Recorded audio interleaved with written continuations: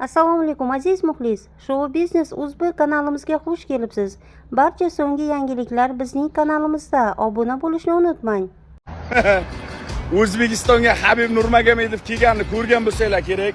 UFC bayisi O'zbekistonga Habib bo'ladimi, boshqa bo'ladimi, qanaqadir bir mashhur shaxs, mashhur inson tashrif buyursa, biza boshimiz osmonga yetadi, xursand bo'lamiz. Lekin ko'chada qo'langiz sizga gandon qandaysan?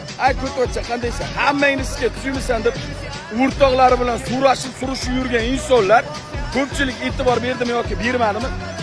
Butun Habibning oldiga borib olgan insonlarning hammasi Habib mashalloh, Habib alhamdulillah, Habib inshaalloh, Habib bismillahirrohmanirrohim deb hammasi qorini, tomirlarni, mullani yoqib oldi.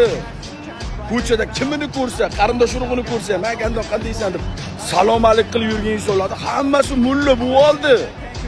Habib yo'g'ida ham bir mashalloh deb musulmon